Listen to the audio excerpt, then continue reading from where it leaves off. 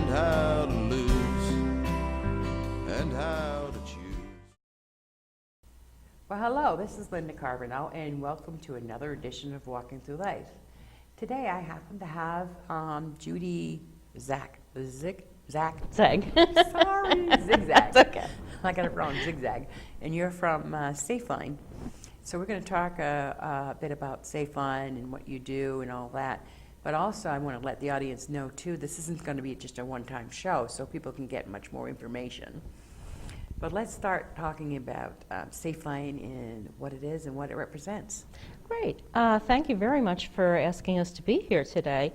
Safeline is a nonprofit organization serving survivors of domestic and sexual violence.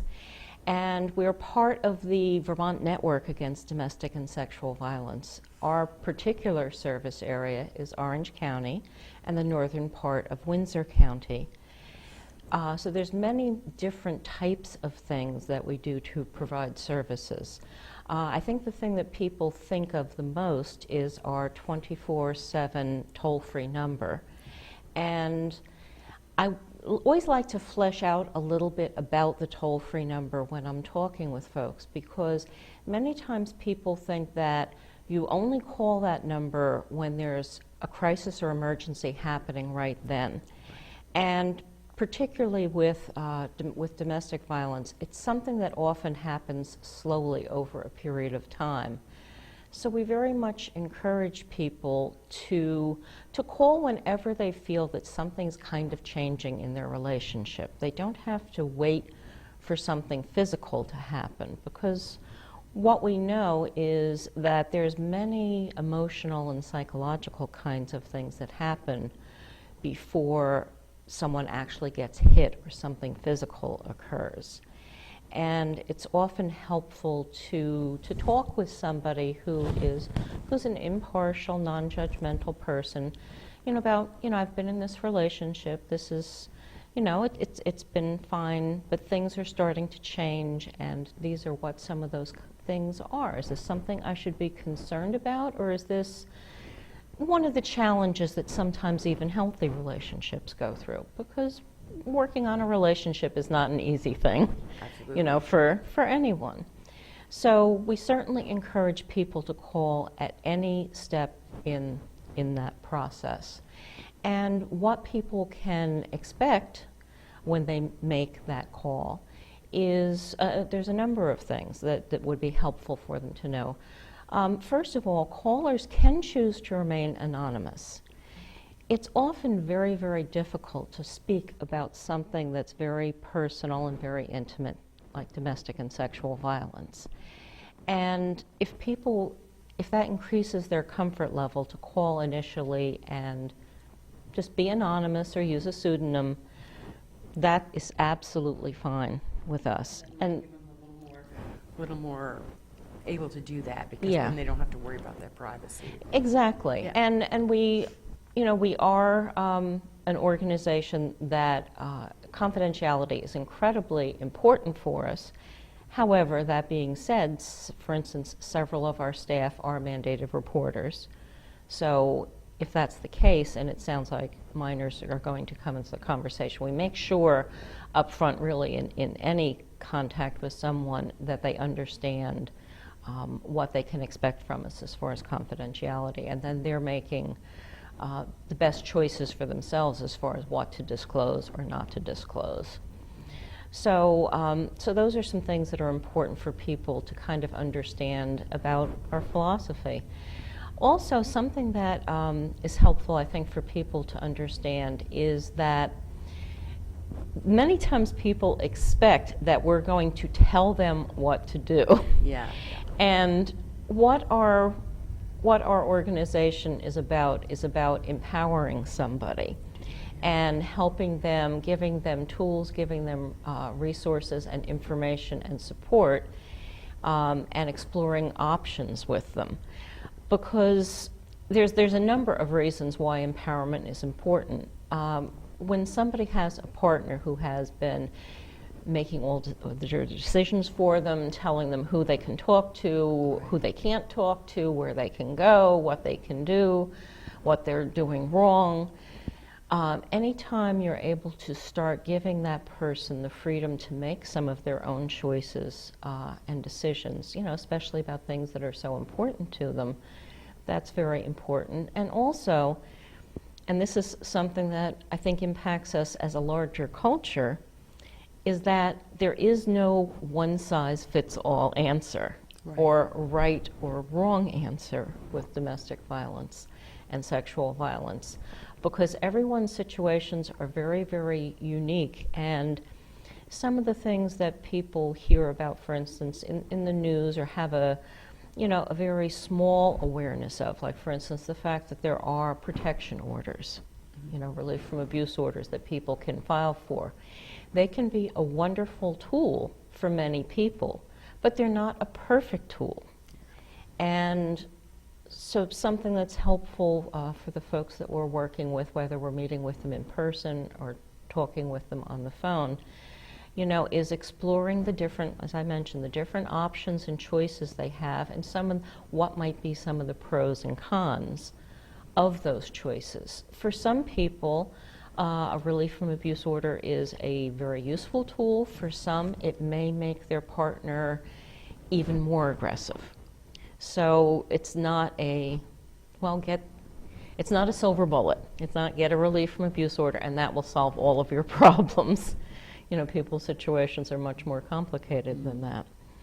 So, so those are, some of the things that may be helpful for people in making that first call. Yeah. Because it's very difficult. I was going to say, I wanted to go back to that because you were talking about calling before getting hit, or how would somebody know when that might be the best time to call?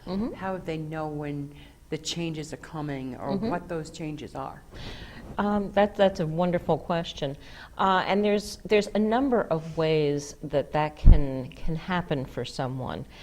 One thing, I've been doing this work for a very long time, and one thing that I'm very encouraged about is that many years ago when I started doing this work, most of the calls that we got were that worst end of the spectrum, where it had gone to the physical level. Something that I am seeing in recent years is that we're getting more and more people reaching out sooner. And I think that there's a number of things that are helpful for people to recognize. And I think some things in our culture are shifting a bit to help people recognize that. For instance, schools are doing more programming in terms of prevention and helping young people recognize some of these patterns, and that being abused isn't only being hit, it's many other things. And we do have a tool that we use a great deal, and that's called a power and control wheel, which we're glad to provide for folks. Anyone with access to the internet can find this. If you Google Duluth model or Duluth wheel, you can easily access this.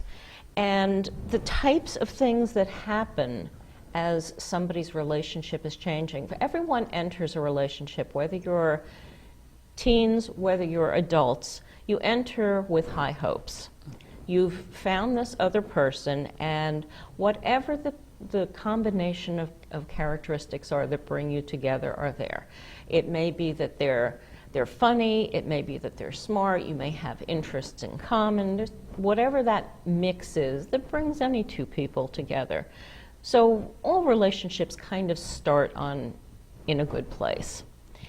What we know, though, about people who may become abusive or controlling, and it's all about what we refer to as power and control, is that they gradually start to try to be the boss in the relationship. So the relationship that may have begun on a fairly equal footing gradually starts changing. And some of the things that may start happening is one partner always putting you down and telling you you're dumb, you're stupid, you're lazy, you're whatever.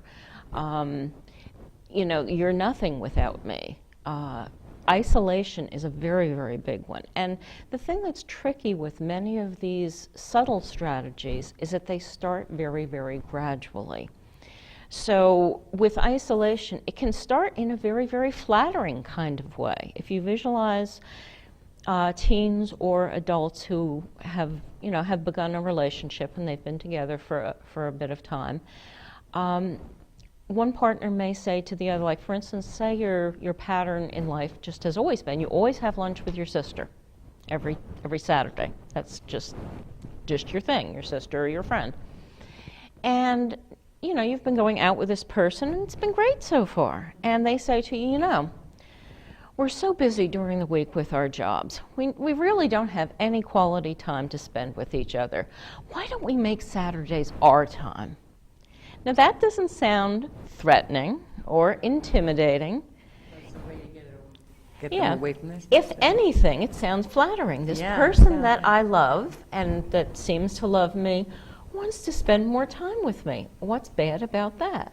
And by itself, that's not necessary, because I think men in the first stages of relationships, I think we all kind of have that stars in our eyes kind of phase where we do want to spend a lot of time with this new partner. But the things. What about control? I mean, I know in relationships sometimes it can go to control issues. Like you work, I get the money. Yeah, absolutely. There's a lot of things. I tell you what you can spend it on, or what to get.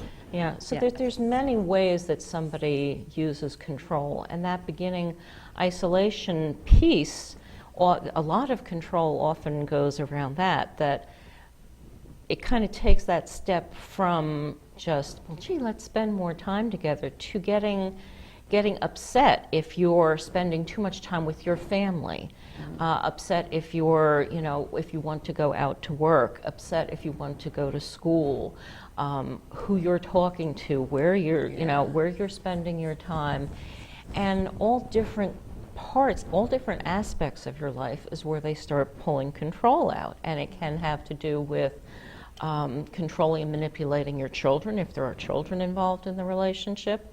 It can have to do with economic kinds of issues. And again, a lot of times the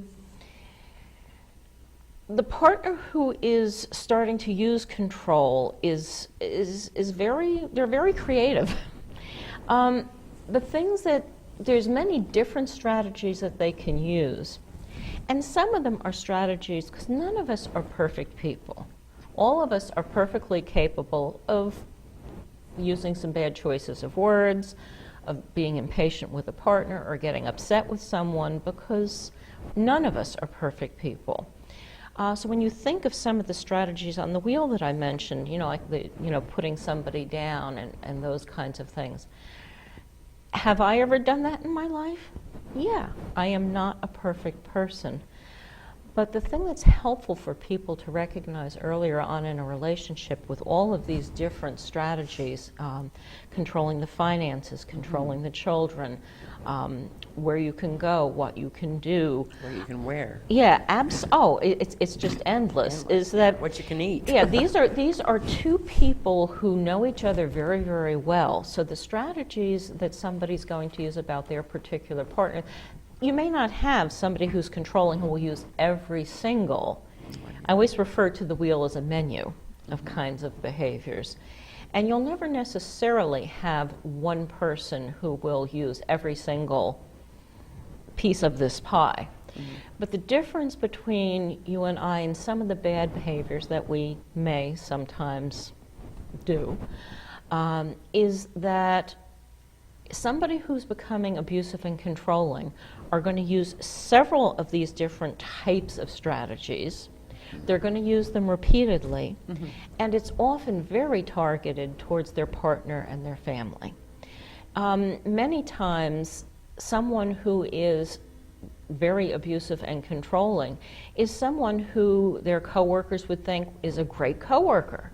Their neighbor might think they're a great neighbor. These aren't necessarily people who show these. They're very, very good at, if there's a witness, if there's someone else looking, the way they talk, the way they act to their partner is very different than when there is somebody else watching. So many years ago, I was doing a healthy relationships program with a group of teenagers. And I mentioned to them that a lot of times with these issues, adults think that they have a handle on it, that they understand this. And more often than not, they don't really. And I had given them several examples of what I meant by that, one of which is that many adults would think, well, the person who's abusive is going to be the guy that rolls out of the bar drunk every Saturday night. And they may be. Some alcoholics are abusive, some alcoholics are not abusive. Some of the worst, the most abusive people I've encountered in my work have been people who are essentially teetotalers. You know, so that in and of itself, it can be a complicating factor, absolutely. But that in and of itself doesn't necessarily mean that that person's going to be abusive. And then I said to the students that someone that most adults would never pick out is somebody who's a professional person, who does tons of community service, maybe they're active in their church. And I could see one of the boys was kind of violently nodding as I was saying that. And after the program was over, he came up and he talked to me and he said, you know, when you were giving that example, it sounded like you were talking about my dad. He said, my parents are divorced now, but he said, when I was little, people would come up to me and say, your dad's such a great guy. And I wanted to say, no, he's not. But when you're a kid, that's not something you can voice. You're scared. You're scared. You're scared, you know? So it's very, very complicated stuff. So a lot of the behavior kinds of things, you know, and again, if someone's in a situation and they're just feeling like it's starting to change, that's a really great time. And again, you can call anonymously. And the thing that's very scary about this too is with sexual violence, certainly you sometimes have a stranger sexual assault, but even with sexual violence, more often, far more often, whether you're talking about children or you're talking about adults, it's someone that's known to you. Right. Yeah. And someone that's trusted by you, at least on some level, even if it's only an acquaintance like a classmate or a coworker or something like that. And certainly with domestic violence, where it is a partner, where it is a family member, when you think about it, trust is such a huge hurdle for people because this is someone that I should have been able to trust more than anyone in the world. Yeah. Yeah. And they've shown me that I cannot trust them. So then who and what can I trust? It totally shakes your foundations of trust. So especially when that gets a grip of you and you just yeah. I mean you don't think about maybe somebody else being able to help you. I think that part would be really scary, is to be able to trust somebody. Yeah. So you know, it's just so difficult for people. So some of the other things for folks to understand who are considering making a call is some of the types of resources and services that we offer. Absolutely, yeah. So through the toll-free number, you know, certainly Would you like to give the toll-free number for people? Sure, it's 1-800-639-7233. Okay. And that we also have an acronym that makes it a little easier, 1-800-NEW-SAFE. So, so there's a number of things that are helpful for folks to know what to expect and what we can offer. Mm-hmm. And certainly at the very basic level, just offering that emotional support and listening ear that's non-judgmental. And something that's challenging for folks too is that sometimes they have reached out to a trusted family member or friend who, you know, we all have stereotypes that we hold, and we all have biases, and sometimes we don't always know how to respond to things. So if somebody has turned to a trusted family member or friend and talked about something that they have experienced, the response that they got may have been less than supportive, or you know, it may have been, oh, he would never do that. Yeah. You know, or, well, what did you do to cause that to happen? You know, kind of judgmental kinds of things. So we're the place where where the judgment goes away. And You don't have to be know, worried about being rejected, I guess you would say. Yeah. Rejected or judged. Yeah. You know, or somebody taking sides. Yeah. I think that would be the safe thing to say is, Yeah. you know somebody ain't going to take. You know somebody ain't going to go and say, he couldn't have done that. Or, Yeah. you know. So I think that's important. It's important to look at. Yeah. So certainly at a very basic level, we're there always for support and for listening. And that's, and for someone who, and often a pattern with somebody who's controlling is often that they're minimizing everything that they're doing. You know, you're just exaggerating that. I don't really say that. Which is one of the reasons why, for instance, couples counseling, which can be a wonderful tool for the right people, Right. for somebody where there's domestic violence in the situation and that power and control kind of piece, that can be a very dangerous route to take. Yeah. You know, it might be helpful for the two parties to have some individual counseling, but if there is this imbalance of power, often if you go to the therapist and you're sitting together before the therapist and truthfully talking about the things that are concerning you and upsetting you, the chances are the other person's not going to have an outburst while that third party is there. Exactly, yep. But you don't want to be in that car on the way going home. Yep. You know, because you're exaggerating. I don't really do that. You know, you're always making a mountain out of a molehill. Yeah, and, yeah. you know, so, you know, people have that piece always being thrown at them by a partner. So sort of the toll-free number is often sort of the entry point for many people into the different types of services that we can offer. So 24/7, if somebody is considering what some of their options might be, whether they're interested in hearing about what some of their legal options might be, we can provide people with information about relief from abuse orders, you know, what the process is, how you go about it. If it's an after-hours situation, we can give them the after-hours court number.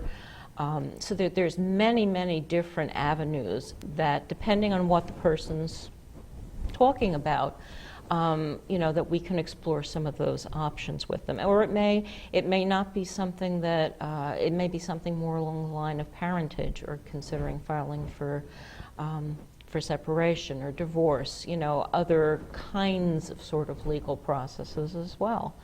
We also, we try to be a holistic organization, so we have many different referrals that we can make for folks or put people in contact with other organizations that may be able to fill certain needs. And there's a wide range of economic resources that we can offer people. They may need the phone number for community action. They may need to know about state economic services. Many, many different, where's their local food shelf? And because our service area is incredibly rural. I think because we're central Vermont, people in Vermont, you tend to think of the Northeast Kingdom as being rural. But we are actually incredibly rural. If you look at our service area, Orange County and the northern part of Windsor County, so you figure about a county and a third. This sounds like a strange example, but it does kind of capsulize it for a lot of people. There is one traffic light. One in a county and a third. So that's kind of telling you that the towns, and if you look at us on a map, the interstates run around the outside perimeter of our service area. So getting around inside our service area is a huge challenge for people. So there are many different types of needs and things that can be expressed in a conversation with somebody about what's going on, you know, with them. You know, there's many different types of referrals that we can make. They may be interested in knowing, I'm interested in going to a therapist, you know, who could I go to in this area? We also will meet people in person as well, and often the toll-free number is sometimes where that relationship begins. So if it's an after-hours call and somebody is interested in filing for a relief from abuse order, what happens with that process is we give them the after-hours number for the court. They talk to the after-hours court worker, who will make an arrangement to meet them at a safe location. And they'll complete the paperwork, and the clerk will call it into a judge for an immediate response. And if they would like one of our advocates to go and support them in that process, we're very, very glad to do that. So, you know, people can access us really 24/7 through the phone, and if it's something like that, we meet people at hospitals. So if there's injuries because of domestic or sexual violence, you know, we're glad to do that as well. So, And, I also wanted to ask a little bit about, you'd mentioned that you have volunteers. Mhm. What do the volunteers do, and how many do you have right now? Oh, And great. do you need any? Oh, we always. The third answer is the most important, always. Yeah. So something that we have volunteers who do many, many different things. So we have lots of different volunteer opportunities for everyone from teenagers to elderly people. We do use volunteers to answer the toll-free number, and that's an incredibly valuable piece for us because we're a very, very small organization. For an organization that essentially runs 24/7, we are very, very small, so we always have relied on volunteers, and we continue to do so. For people who are interested in doing that, a couple of things that are helpful for them to know is that there is 20 hours of training that we provide. So you're not just kind of thrust onto onto a telephone with no training and no backup, because as you can understand, it's a very complex thing that we deal with, and the resources, because we cover such a huge area, are very unique to each community in our area. So, and if somebody is a toll-free number volunteer, something that's helpful for them to know if they're considering that is that they always have a staff backup person. Oh, good. So they're Good. never truly alone. If they have a call that they feel, gee, I've mentioned all the options I can think of, is there something I'm not thinking of, or for Right. whatever Yeah. reason they feel that they that they need a staff backup, there's always a staff backup that's available. But we have many, many different kinds of things that people help us with. We need help with things related to fundraising and outreach, something I didn't mention. Yeah, we were going to as- talk a little bit as- about the yeah. fundraise. Yeah. And if somebody that's seeing this Yeah. really gets your program and Mhm. really likes it, Mhm. how would they go about donating money? Okay. Or, yeah. Probably the easiest thing is to go to our website, which is www.safelinevt.org, and there's actually a link you can click on if you would like to make a tax-deductible donation using your credit card, or there's all kinds of information there about donating opportunities. 'Cause I can see it as, people that maybe aren't able to do the physical, Mm-hmm. Oh, yeah. volunteering, that Yeah. this might be something that would make them feel Yeah. like they're helping. Absolutely. And I encourage you, anybody out there that sees these programs, if you want to jot something down, take out a pen, take out, a pad of paper before the show starts, and I want to jot that down, or whatever. If you have any questions, you can obviously email me or call me. My email is walklife@comcast.net. My phone number is 802-295-0997. I encourage questions. Like I said, we're going to have Judy back, so that would be exciting. Anyway, this is Linda Carbonell, and I would like to thank Judy and say goodbye today for Walking Through Life. Thank you, Judy. Thank you.